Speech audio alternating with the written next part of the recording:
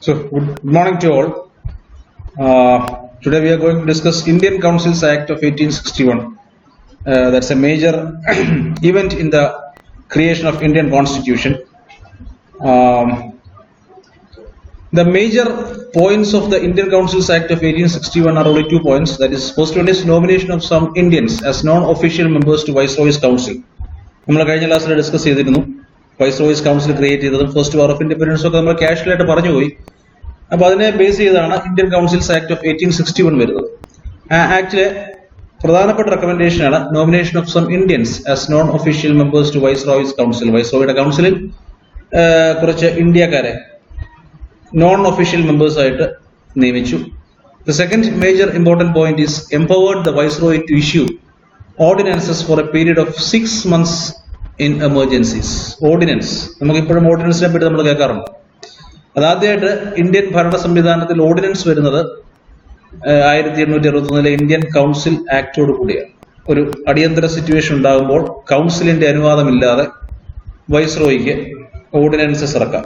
അങ്ങനെയുള്ള ഒരു ഓർഡിനൻസിന്റെ കാലാവധി 6 മാസമായിരിക്കും. ഇത് രണ്ടുമാണ് 1861 ഇന്ത്യൻ കൗൺസിൽസ് ആക്ട്സിന്റെ പ്രധാനപ്പെട്ട 2 ഇന്ത്യൻ ഭരണവ്യവസ്ഥയിൽ ഉണ്ടായ മാറ്റങ്ങൾ. ഈ 1861 ഇന്ത്യൻ കൗൺസിൽസ് ആക്ടിന് നയിച്ച 2-3 കാര്യങ്ങളും കൂടി ഒന്ന് കാഷ്വലായിട്ട് പറഞ്ഞു പോവാം. സർ സയ്യിദ് അഹമ്മദ് ഖാൻ, നമ്മൾ കേട്ടിട്ടുള്ള പേരാണ്, ഒരു മുസ്ലിം റിഫോമിസ്റ്റ് ലീഡറാണ്.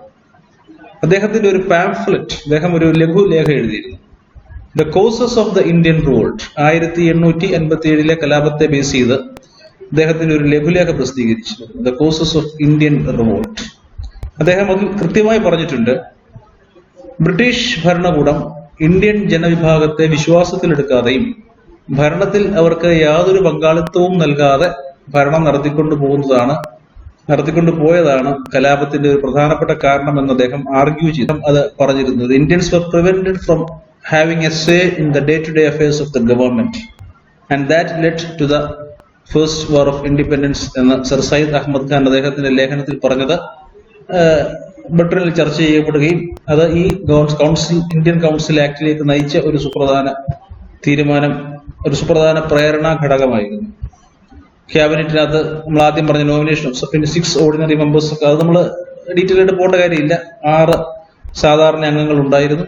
ആ സാധാരണ അംഗങ്ങൾ ഓരോ മിനിസ്റ്റേഴ്സിനെ പോലെ ഡിഫറെന്റ് പോർട്ട്ഫോളിയോസ് അവർ കൈകാര്യം ചെയ്തിരുന്നു. മിലിറ്ററി കമാൻഡർ ഇൻ ചീഫും he was also a member of the viceroy's council. ഇതൊക്കെയാണ് അതിന്റെ പ്രധാനപ്പെട്ട ആസ്പെക്ട്സ് ഉണ്ടായിരുന്നത്. നമ്മൾ ഓർഡിനൻസിനെ പറ്റി പറഞ്ഞു. It empowered the Viceroy to issue an ordinance in an emergency situation for a period of 6 months if the council is not in session. ഇത്രയുമാണ് Indian council act of 1861 സുപ്രധാനമായ 2 points. Now we are moving. ഇനി നമുക്ക് Indian council act 1892 കുറിച്ച് discuss ചെയ്യാം. 1861 Indian council ആക്ടിന് ശേഷം വന്ന വളരെ പ്രധാനപ്പെട്ട ഒരു ആക്ട് ആണ് ഇന്ത്യൻ കൗൺസിൽ ആക്ട് 1892. അതിന്റെ പ്രധാനപ്പെട്ട 3 പോയിന്റ്സ് ആണ് നമുക്ക് ചർച്ച ചെയ്യാനുള്ളത്. Increase the number of non official members, increase the functions of legislative council. നമുക്കറിയാം ലെജിസ്ലേറ്റീവ് കൗൺസിലുകൾ സെൻട്രലിലും പ്രൊവിൻസിലും ഉണ്ടായിരുന്നു. ആ ലെജിസ്ലേറ്റീവ് കൗൺസിലുകളുടെ അധികാരം, അവരുടെ മാൻഡേറ്റ് കുറച്ചുകൂടെ വർദ്ധിപ്പിച്ചു കൊടുത്തു. It provided for the nomination of non-official members at the central and provincial councils. Non-official membersന്റെ എണ്ണം വർദ്ധിപ്പിച്ചു. രണ്ടാമത്തെ പോയിന്റ് പ്രധാനപ്പെട്ട പോയിന്റ് ആണ്. Indian increase the functions of legislative councils. Budget discuss ചെയ്യാൻ, ഗവൺമെന്റ് ഒഫീഷ്യൽസിനോട് ചോദ്യങ്ങൾ, എക്സിക്യൂട്ടീവിനോട് ചോദ്യങ്ങൾ ചോദിക്കുക, ഇങ്ങനെ 2-3 പ്രധാനപ്പെട്ട അധികാരങ്ങൾ, പ്രത്യേകിച്ച് ബഡ്ജറ്റ് പ്രൊവിഷൻസ്, എക്സ്പെൻഡിച്ചർ ഒക്കെ ഡിസ്കസ് ചെയ്യാനും ചർച്ച ചെയ്യാനും കൗൺസിലുകൾക്ക്, സെൻട്രലിലെയും പ്രൊവിൻഷ്യലെയും കൗൺസിലുകൾക്ക് അധികാരം ലഭിക്കുകയുണ്ടായി. ഇതാണ് ഇതിന്റെ പ്രധാനപ്പെട്ട ഇന്ത്യൻ കൗൺസിൽ ആക്ട് ഓഫ് 1892 വളരെ പ്രധാനപ്പെട്ട 3. ഇത് നമ്മൾ പോകുന്നത് എല്ലാ പരീക്ഷകൾക്കും ചോദിക്കാറുള്ള വളരെ പ്രധാനപ്പെട്ട ഒരു നിയമ നിർമ്മാണത്തെ സംബന്ധിച്ചാണ്. Indian council act 1909, 1909 Indian council act. അതിന് വേറെ പേരും കൂടെ ഉണ്ട്. It is also known as Minto Morley reforms. 2 ആൾക്കാരുടെ പേരിലാണ് അത് അറിയപ്പെടുന്നത്, മിന്റോ മോർലി റിഫോംസ്. അതിനകത്തെ മിന്റോ എന്ന് പറയുന്നത് അന്നത്തെ വൈസ്രോയി ആണ്, Lord Minto, fourth earl of Minto. Minto മോർലിക്കത്തെ Minto, then Viceroy of India. Morley എന്ന് പറയുന്നത് he was the Secretary of State for Indian Affairs, Sir John Morley. John മോർലിയും fourth earl of മിന്റോയും, അതാണ് ഈ രണ്ടാൾക്കാർ, അന്നത്തെ വൈസ്രോയും അന്നത്തെ സെക്രട്ടറി ഓഫ് സ്റ്റേറ്റും. അവർ രണ്ടുപേരുടെയും കൂടെ പേര് ചേർത്തിട്ടാണ് മിന്റോ മോർലി റിഫോംസ് എന്ന് പറയുന്നത്. അതിന്റെ പ്രധാനപ്പെട്ട തീരുമാനങ്ങൾ, ആ കൗൺസിൽസിനുള്ള പ്രധാനപ്പെട്ട തീരുമാനങ്ങൾ ഇതൊക്കെയായിരുന്നു. ഒന്ന്, increase the size of legislative council. സെൻട്രലിലെയും പ്രൊവിൻസുകളിലും ഉണ്ടായിരുന്ന ലെജിസ്ലേറ്റീവ് കൗൺസിലുകളുടെ അംഗസംഖ്യ വർദ്ധിപ്പിച്ചു, കൂടുതൽ ആൾക്കാരെ ഉൾക്കൊള്ളാൻ. Indian members in the executive council of viceroy and governors. പ്രാദേശിക ഗവർണർമാരുടെയും വൈസ്രോയിയുടെയും കൗൺസിലുകളിൽ ഇന്ത്യൻ അംഗങ്ങളുടെ എണ്ണം വളരെയധികം വർദ്ധിപ്പിക്കും. അതുപോലെ തന്നെ ഇന്ത്യൻ ചരിത്രത്തിൽ നിർണായകമായ പല സംഭവ വികാസങ്ങൾക്കും കാരണമായ ഒരു തീരുമാനം മിന്റോ മോർലി റിഫോംസിന്റെ ഭാഗമായിട്ട് വന്നതാണ്. Separate electorate for Muslims. മതന്യൂനപക്ഷങ്ങളായിരുന്ന മുസ്ലിംസിന് സെപ്പറേറ്റ് ഇലക്ടറേറ്റ് ഈ ശുപാർശകളുടെ ഫലമായിട്ട് വന്നു. അത് ഇന്ത്യയുടെ ചരിത്രത്തിൽ നിർണായകമായ സ്വാധീനം ചെലുത്തുകയുണ്ടായി എന്ന് നമുക്ക് അറിയാം. ഇതിലേക്ക് നയിച്ച, ഈ മിന്റോ മോർലി റിഫോംസിലേക്ക് നയിച്ച കുറച്ച് കാരണങ്ങളുണ്ട്. ഒരു പ്രധാനപ്പെട്ട കാരണം, ഡിസ്പൈറ്റ് ഇന്ത്യക്കാർക്ക് ഇന്ത്യൻ ഭരണത്തിൽ തുല്യമായ പങ്കാളിത്തം നൽകുമെന്ന് ക്വീൻ വിക്ടോറിയയുടെ പ്രഖ്യാപനമുണ്ടായിരുന്നിട്ടും വളരെ കുറച്ച് ആൾക്കാർക്ക് മാത്രമാണ് അതിനുള്ള അവസരങ്ങൾ ലഭിച്ചത്. ഭരണം അപ്പോഴും ബ്രിട്ടീഷുകാരുടെ കയ്യിൽ തന്നെ ഇന്ത്യക്കാർ ഭരിക്കപ്പെടുന്ന ഒരു അവസ്ഥയായിരുന്നു. രണ്ടാമത്തെ ഒരു പ്രധാനപ്പെട്ട കാരണം 1905 ബംഗാൾ വിഭജനമാണ്. ബ്രിട്ടീഷ് സർക്കാരിന് തെറ്റിപ്പോയി എന്ന് തോന്നിയ ഒരു തീരുമാനമായിരുന്നു അത്. ഒരുപാട് പ്രക്ഷോഭങ്ങൾ ബംഗാൾ വിഭജനത്തിന്റെ ഭാഗമായിട്ടുണ്ടായി. പിന്നീട് അത് റദ്ദാക്കേണ്ടി വന്നതൊക്കെ നമുക്ക് വേറൊരു സന്ദർഭത്തിൽ പറയാം. അതുപോലെ തന്നെ ഇന്ത്യൻ നാഷണൽ കോൺഗ്രസിനകത്തൊരു നേതൃത്വപരമായ മാറ്റമുണ്ടായി. മോഡറേറ്റ് ലീഡർഷിപ്പ് മാറിയിട്ട് എക്സ്ട്രീം ലീഡർഷിപ്പ് വന്ന കാലഘട്ടമാണ് 1900. 1900 മോഡറേറ്റ് ലീഡർഷിപ്പിന്റെ അവസ്ഥ മാറിയിട്ട് എക്സ്ട്രീംസ്, അക്രമാസക്തമായ വിപ്ലവകരമായ ഒരു നേതൃത്വം ഇന്ത്യൻ നാഷണൽ കോൺഗ്രസ് ഉണ്ടാവുകയും അവര് കൂടുതൽ അഗ്രസീവായിട്ടുള്ള, ഇന്ത്യക്ക് സ്വാതന്ത്ര്യം ലഭിക്കണമെങ്കിൽ, ഇന്ത്യക്കാർക്ക് ഭരണത്തിൽ കൂടുതൽ പങ്കാളിത്തം ലഭിക്കണമെങ്കിൽ അല്പം കൂടെ അഗ്രസീവായ സ്റ്റെപ്പുകൾ വേണമെന്ന് വിശ്വസിച്ചിരുന്ന ഒരു നേതൃത്വമാണ് അന്ന് കോൺഗ്രസിൽ ഉണ്ടായിരുന്നത്. 1906 Indian national Congress home rule demand ചെയ്തു. അതൊരു പ്രധാനപ്പെട്ട കാരണമാണ്. Home rule demand of Indian national Congress in 1906. And sir Gopalakrishna Gokhale, വളരെ പ്രശസ്തമായ ഒരു പേരാണ്. ഇന്ത്യ ചരിത്രത്തിലെ നിർണായകമായ ഒരു വ്യക്തിത്വമാണ് അദ്ദേഹത്തിന്റെ. അദ്ദേഹം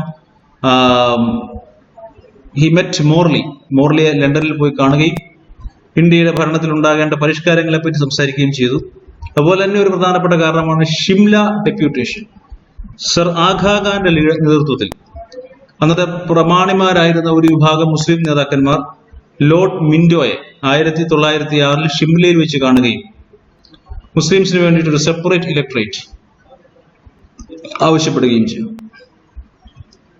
ഇതൊക്കെയാണ് 1909 ഇന്ത്യൻ കൗൺസിൽ ആക്ടിലേക്ക് നയിച്ചത്. സെൻട്രൽ ലെജിസ്ലേറ്റീവ് കൗൺസിലിന്റെ അംഗസംഖ്യ 16 നിന്ന് 60 ഉയർന്നു. അതുപോലെ തന്നെ Bengal, Madras, Bombay and United provinces ഇങ്ങനെയുള്ള 4 പ്രാദേശിക ഗവൺമെന്റുകളുടെ 50 അംഗങ്ങളായിട്ട് ഉയർത്തി. പഞ്ചാബ്, ബർമ ആൻഡ് ആസാം അതിന്റെ അംഗസംഖ്യ, അവിടുത്തെ ലെജിസ്ലേച്ചറുകളുടെ അംഗസംഖ്യ 30 ആയിട്ട് ഉയർത്തി. ഇങ്ങനെ പ്രധാനപ്പെട്ട തീരുമാനങ്ങളൊക്കെ ഇതിന്റെ ഭാഗമായിട്ട് ഉണ്ടായി. അതുപോലെ തന്നെ ഇലക്ടഡ് മെമ്പേഴ്സിനെ പറ്റി പറഞ്ഞിട്ടുണ്ടായിരുന്നു അതുകൊണ്ട്, പക്ഷെ അത് ഇൻഡയറക്റ്റ് ഇലക്ഷൻ ആയിരുന്നു. ലോക്കൽ ബോഡീസ് ഒക്കെയാണ് ഇലക്ട് ചെയ്തുകൊണ്ടിരുന്നത്. പ്രധാനപ്പെട്ട വോട്ട് അവകാശം ഉണ്ടായിരുന്നത് ലോക്കൽ ബോഡീസിന് വോട്ടവകാശം ഉണ്ടായിരുന്നു. ചേംബേഴ്സ് ഓഫ് കൊമേഴ്സ് അവർക്ക് വോട്ടവകാശം ഉണ്ടായിരുന്നു. ഭൂപ്രഭുക്കന്മാർ, landlords, universities, traders, communities and Muslims ഇങ്ങനെയുള്ള ഒരു വോട്ടർ കോളേജ് ആണ് ഉണ്ടായിരുന്നത്. ഡയറക്റ്റ് ഇലക്ഷൻ അല്ലായിരുന്നു. ഇവരൊക്കെ വോട്ട് ചെയ്തിട്ട് വരുന്ന പ്രതിനിധികൾ. ഇൻഡയറക്റ്റ് ഇലക്ഷൻ ആയിരുന്നു അന്ന് ഉണ്ടായിരുന്നത്. നമ്മൾ സെപ്പറേറ്റ് ഇലക്ടറേറ്റ് ഫോർ മുസ്ലിംസിനെ പറ്റി പറഞ്ഞു. അതും മിന്റോ മോർലി റിഫോംസിന്റെ ഫലമായിട്ട് ഇന്ത്യയിൽ സംഭവിച്ച ഒരു കാര്യമാണ്. അത് പിന്നീട് ഇന്ത്യ വിഭജനത്തിലേക്കൊക്കെ എങ്ങനെ നയിക്കുന്നു എന്നുള്ളത് ചരിത്രം പഠിക്കുന്നവർക്ക് വളരെ രസകരമായ പഠന വിഷയമായിട്ട് മാറും. ഇതനുസരിച്ച് ബഡ്ജറ്റ് റിഫോംസിനെ പറ്റി എക്സിക്യൂട്ടീവ് കൗൺസിലുകളിലെയും പ്രാദേശിക സെൻട്രൽ പ്രൊവിൻഷ്യൽ ഗവൺമെന്റ്സിലൊക്കെ ചർച്ച ചെയ്യാനുള്ള അവകാശം അംഗങ്ങൾക്കുണ്ടായിരുന്നു. Supplementary questions, they could ask supplementary questions, ഉപചോദ്യങ്ങൾ ചോദിക്കുന്നതിനുള്ള അവകാശം ഉണ്ടായിരുന്നു. എന്നാൽ ഫോറിൻ പോളിസിയായിട്ട് ബന്ധപ്പെട്ടു രാജാക്കന്മാർ ഭരിക്കുന്ന പ്രദേശങ്ങളെ ബാധിക്കുന്ന ചോദ്യങ്ങളോ ഒന്നും ചോദിക്കുവാനുള്ള സാധ്യതകൾ ഉണ്ടായിരുന്നില്ല. ബഡ്ജറ്റ്, അതുമായിട്ട് ബന്ധപ്പെട്ട ഉപചോദ്യങ്ങൾ, ഇതൊക്കെയായിരുന്നു അന്ന് പ്രധാനപ്പെട്ട ഒരു കൗൺസിലുകൾക്കുണ്ടായിരുന്ന പ്രധാനപ്പെട്ട അവകാശം. ഈ ആക്ടിന്റെ ഫലമായിട്ട് ഇന്ത്യൻ പാർട്ടിസിപ്പേഷൻ, ഇന്ത്യൻ പങ്കാളിത്തം ലെജിസ്ലേറ്റീവ് കൗൺസിലുകളിൽ വർദ്ധിച്ചു. പ്രത്യേകിച്ച് പ്രവിശ്യകളിൽ ഇന്ത്യൻ അംഗത്വം വളരെയധികം വർദ്ധിച്ചു എന്നുള്ളത് ഒരു പ്രധാനപ്പെട്ട നേട്ടമാണ്. ഇത്രയുമാണ് ഇന്ത്യൻ കൗൺസിൽ ആക്ട് 1909 പറ്റി നമുക്ക് പറയാനുള്ളത്. മിന്റോ മോർലി റിഫോംസ് എന്ന പേരിൽ കൂടി അത് അറിയപ്പെടുന്നു.